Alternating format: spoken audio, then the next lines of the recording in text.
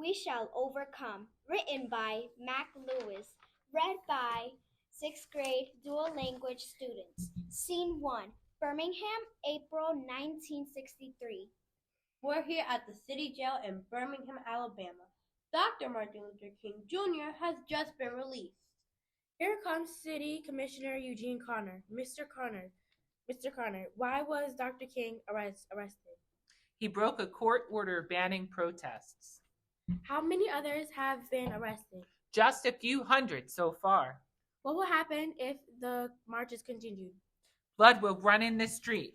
There's Dr. King. Dr. King, what are you trying to accomplish? An end to segregation. Birmingham is the most segregated city in America. Will you continue the marches? Absolutely. Once we fill the jails, we'll fill downtown with a sea of black faces, not spending any money. What of Mr. Connor's statement that blood will run in the streets? He said that? Well, our crusaders are trained in nonviolence. If blood runs in the street, it will be on Mr. Connor's hands. Scene 2, the 16th Avenue Church. Brothers and sisters, America can hear the noise we're making. That's right! Now is not the time to quiet down. No, sir! So let me introduce a booming voice in the civil rights movement, fresh from the city jail, the Reverend Dr. Martin Luther King. Yes, sir! Look, Mama, it's Dr. King. When it comes to standing up for our civil rights, some say wait. The injustice of segregation will end in its own due time. But what I say when it comes to segregation, a slow death is no death at all. No, sir! We mustn't let our crusade slow down. So I want to challenge our high school and college students to bring their energy to the march. That's right! Do you hear that, Daddy? He wants students to march too. He said high school and college students, Addie, not 8-year-olds. There will be those that say asking our sons and daughters to march is wrong. But where is the concern? When our children are living in poverty and suffering in bad schools, Where is it? we can wait no longer. We must press on. Scene 3, Addie's segregated school. Listen, students, I understand Dr. King has many of you worked up about the civil rights crusade, but let me remind you, the school board has made it clear any children leaving class to protest will be expelled. Are you going to march, Addie? I thought it was just for older kids. Nuh-uh, I'm going. Aren't you afraid of getting arrested? Yes, but I'm going anyway. And just to make sure none of you get any funny ideas, the principal has locked all the doors and closed the gates. It's time, Addie. Are you coming? You heard the teacher. Everything's locked up tight. Not everything. Look outside. Look at all the kids scrambling out windows and climbing over the gate. You coming? No, I can't. It's all right, Addie. I'll see you soon. At the protest, We're here, Commissioner Bull Connor. Mr. Connor, were you surprised by all the children in today's march? Lawbreakers are lawbreakers, whether 8 or 80. How many children were arrested? 959. When we ran out of paddy wagons, we hauled them off to jail in school buses. Scene 4, at the church. Hundreds of parents have jammed the church hoping Dr. King's calm voice will ease their fears about the children in jail. Don't worry about your children. They know in their hearts if segregation can be defeated in Birmingham, it will begin to crumble all across the nation. Daddy, Martin Luther King wants me to march to jail. Now, Addie, I don't think that's a good idea. The jailhouse is a terrible place. I won't allow it. Daddy, I don't want to disobey you, but I've made up my mind. You heard me, Addie. I want to do this because I want freedom for you and Mama, and I want it to come before you die. That's my girl. That's my little crusader.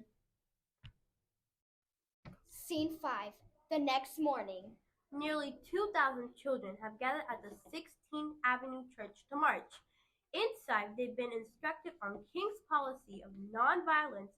They're just now beginning to file out into the streets. That's Reverend Shuttlesworth leading today's march.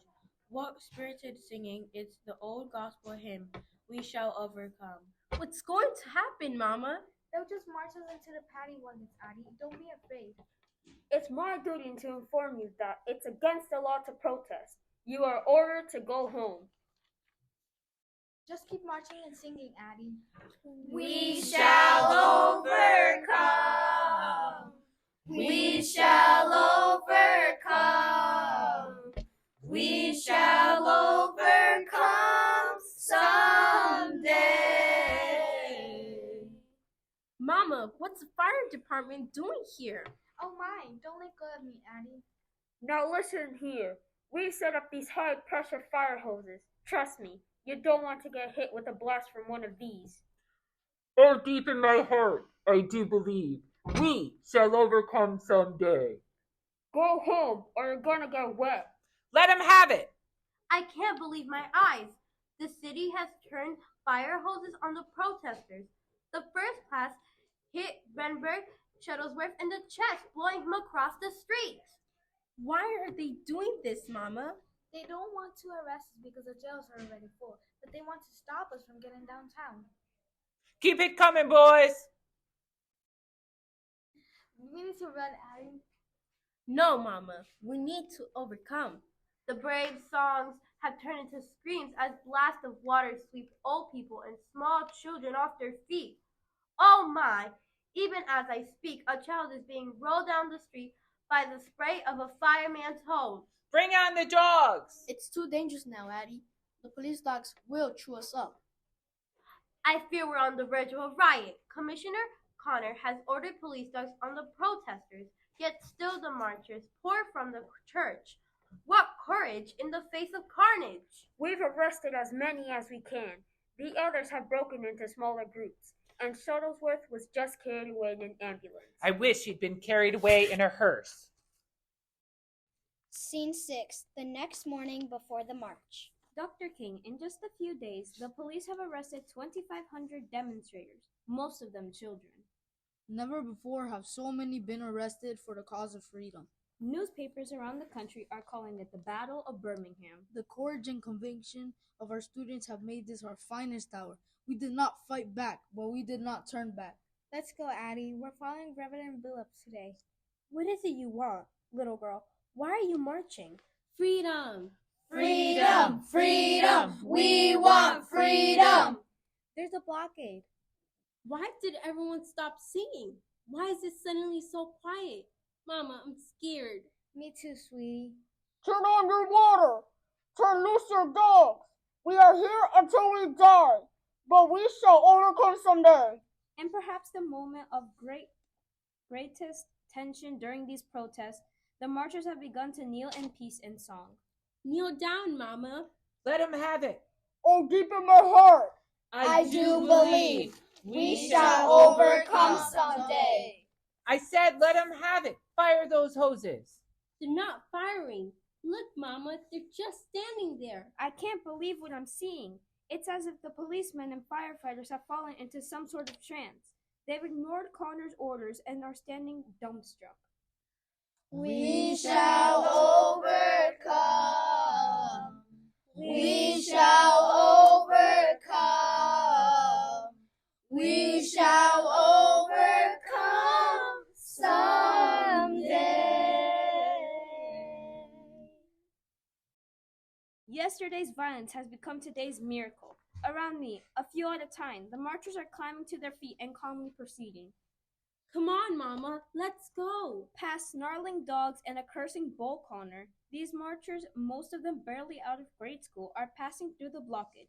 Downtown is theirs. Mama, we've overcome. Scene 7. A few days later. Segregation has been dealt a huge blow today.